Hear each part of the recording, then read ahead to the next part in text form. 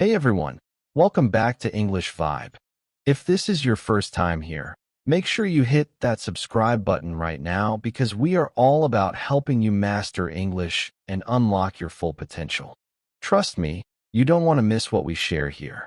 This channel is your daily dose of motivation and practical English learning that actually works.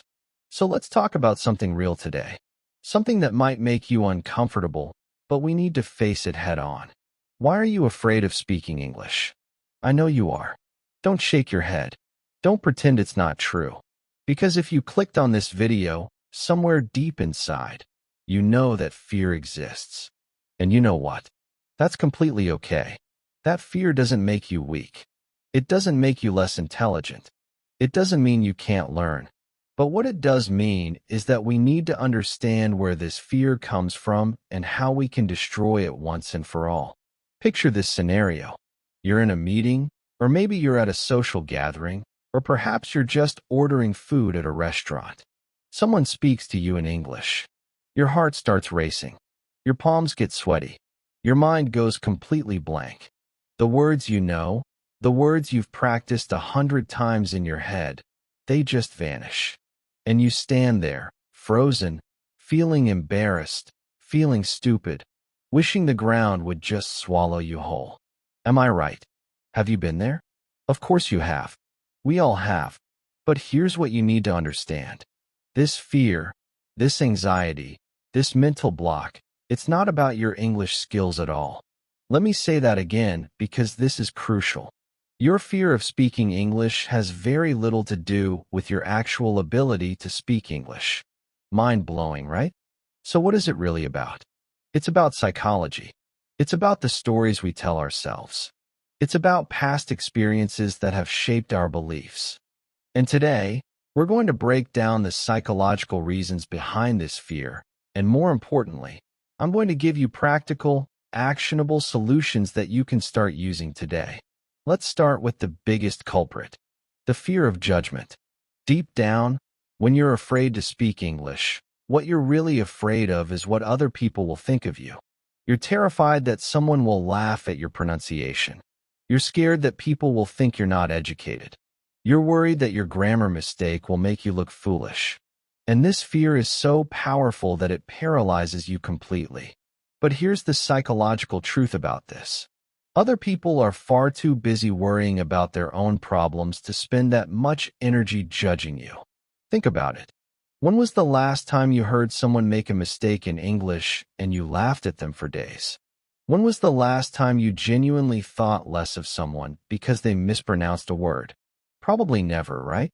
Because you're a decent human being. And guess what? Most people are decent human beings too. The fear of judgment is actually a reflection of how harshly you judge yourself. The voice in your head that says you're not good enough, that's not the world speaking. That's you speaking to yourself. And we need to change that internal dialogue. The solution here is powerful and simple. You need to practice self-compassion. Every time you catch yourself thinking negative thoughts about your English, stop, pause, and ask yourself, would I say this to a friend who's learning? Would I be this cruel to someone I care about? The answer is no. So why are you being this cruel to yourself? Start treating yourself like you would treat a good friend. Be patient. Be kind. Be encouraging. Your mistakes are not failures. They are proof that you are trying, that you are learning, that you are growing. Now let's talk about the second psychological factor. Perfectionism. Oh, perfectionism, the silent killer of progress. So many of you believe that you need to speak perfect English before you can actually speak English. You think you need to have flawless grammar, native-like pronunciation, and an extensive vocabulary before you open your mouth. And this belief keeps you stuck forever. Because here's the truth. Perfection doesn't exist. Even native English speakers make mistakes. Even the most educated people stumble over words sometimes. Even professional speakers have moments where they can't find the right word.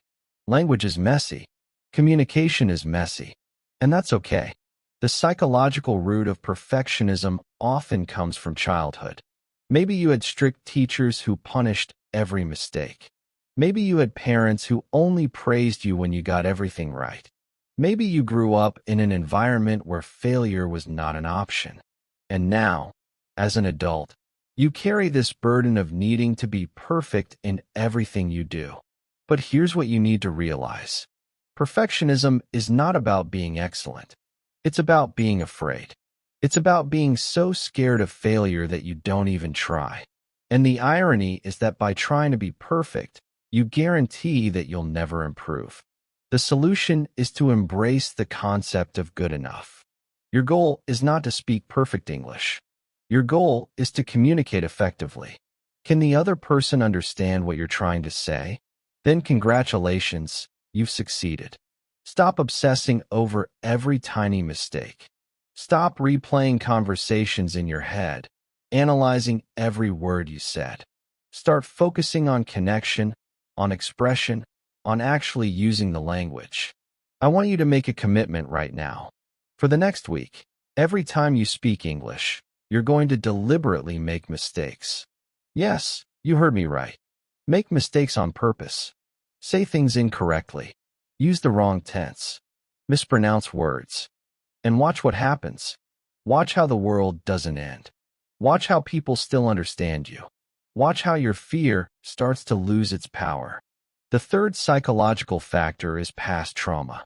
And yes, I'm using the word trauma intentionally because for some of you, your fear of speaking English is rooted in genuinely traumatic experiences. Maybe a teacher humiliated you in front of the class when you made a mistake. Maybe your classmates mocked your accent. Maybe someone important to you criticized your English in a harsh way. These experiences leave deep scars. They create neural pathways in your brain that associate speaking English with danger, with pain, with humiliation.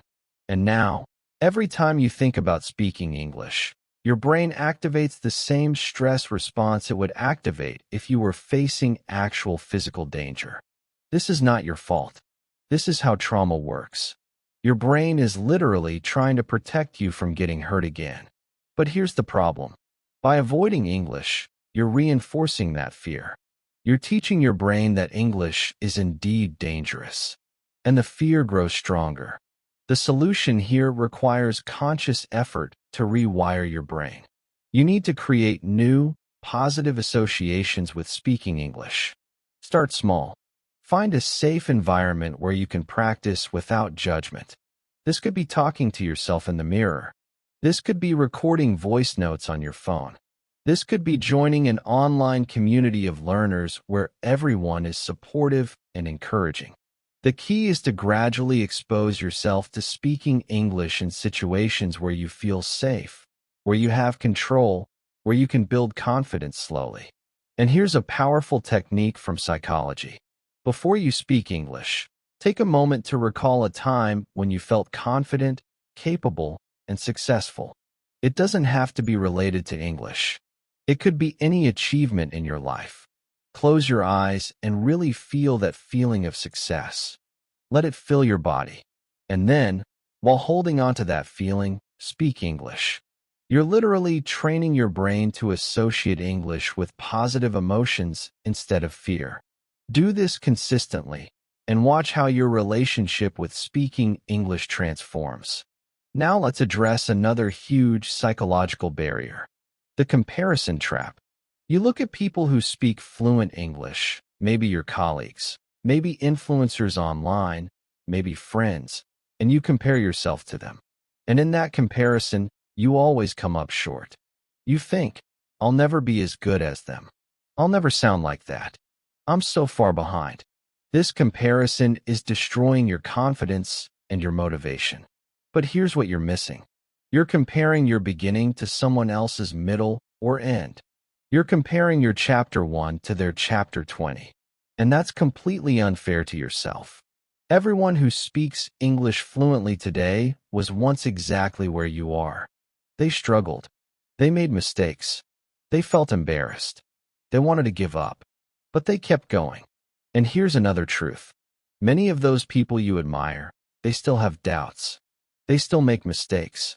They still have moments of insecurity. Because language learning is a journey, not a destination. There's no finish line where you suddenly become perfect and all your doubts disappear. The solution is to shift your focus from comparison to personal growth. Stop asking, am I as good as them?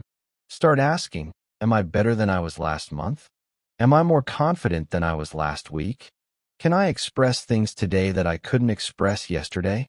Measure your progress against yourself, not against others. Keep a journal where you record your improvements. Celebrate small wins. Notice how your vocabulary is expanding. Appreciate how your confidence is growing. This shift in perspective is absolutely game-changing. Let me tell you about another psychological factor that's probably affecting you right now. The belief that you're too old to learn.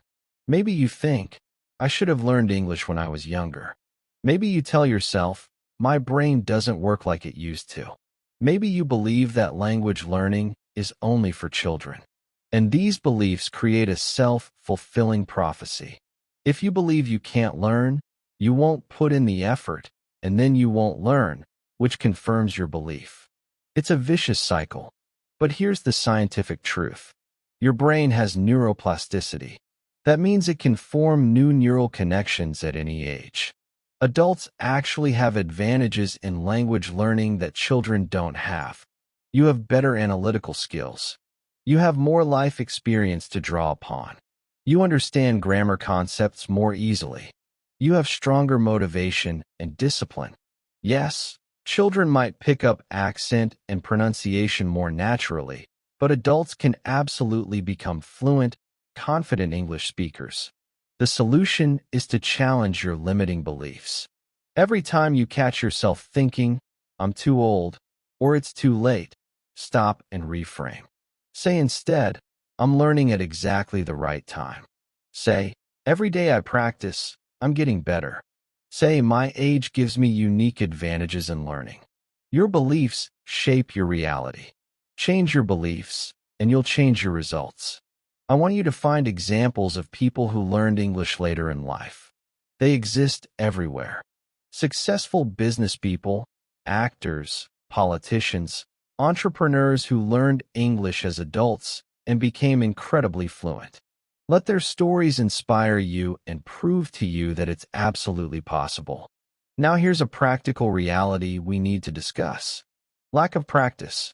This isn't just psychological, but the psychology behind it is important. You avoid practicing English because of all the fears we've discussed. And then, because you don't practice, you don't improve. And because you don't improve, you become more afraid. It's another vicious cycle. The only way to break this cycle is to practice consistently, even when it's uncomfortable, especially when it's uncomfortable. But I'm not going to tell you to just practice more. That's useless advice. I'm going to give you specific strategies.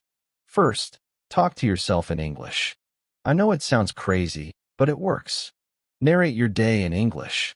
Describe what you're doing, what you're seeing, what you're thinking. This removes the pressure of another person judging you. It lets you practice forming sentences, finding words, and expressing ideas without fear. Second, use technology to your advantage. There are apps where you can practice speaking with artificial intelligence. These programs don't judge you. They give you feedback without making you feel bad. They're available 24/7. Use them. Third, find a language exchange partner or join a speaking group specifically for learners. When everyone is at a similar level, there's no judgment. Everyone understands the struggle. You support each other. You grow together. And here's a powerful mindset shift. Stop waiting until you're ready. You will never feel completely ready. You will never wake up one day and suddenly feel like now is the perfect time to start speaking English confidently. That day doesn't come. You have to decide to start before you're ready. You have to speak English even though you're afraid. You have to practice even though you'll make mistakes. Because action creates confidence, not the other way around. You don't build confidence and then take action. You take action and confidence follows. Let me share something personal with you. Everyone who speaks English confidently today, including native speakers, has had moments of feeling stupid, moments of not finding the right words, moments of saying something completely wrong. The difference between them and someone who stays stuck in fear is simple. They kept speaking anyway. They didn't let the fear stop them. They didn't let mistakes define them. They treated every conversation as practice, every mistake as a lesson, every awkward moment as a stepping stone. And you can do the same. Your fear of speaking English is real. I'm not dismissing it. I'm not telling you to just get over it. But I am telling you that you have power over this fear. You can understand it. You can work with it. You can gradually reduce it. And eventually, you can transform it into confidence. It starts with awareness. Now you understand the psychological roots of your fear. It continues with action. Every day, you take small steps to practice and improve. And it results in transformation. Slowly but surely, you become the confident English speaker you've always wanted to be. Remember, every fluent English speaker you admire was once a beginner. Every confident person you look up to once felt exactly like you feel now. The only difference is they didn't give up. They didn't let fear win. And neither will you. So here's what I want you to do after watching this video. I want you to speak one sentence in English out loud. Just one. It can be about anything. Describe the room you're in. Talk about what you ate today. Say whatever comes to mind. Don't think too much. Don't judge yourself. Just speak. That one sentence is your first step. Tomorrow, speak 2 sentences. The day after, speak 3. Build momentum. Build confidence. Build your new identity as someone who speaks English. You are capable of so much more than you realize. Your fear has been lying to you. It's been telling you that you can't do this, that you're not good enough, that you should just give up. But I'm here to tell you the truth. You can do this. You are good enough. And you should never, ever give up. Your English speaking journey starts today, not tomorrow, not when you feel ready. Today, right now, make that commitment to yourself. And if you found this helpful, make sure you're subscribed to English Vibe because we're going to keep supporting you, motivating you, and giving you practical tools to master English and transform your life. I believe in you. Now it's time for you to believe in yourself. Let's do this together.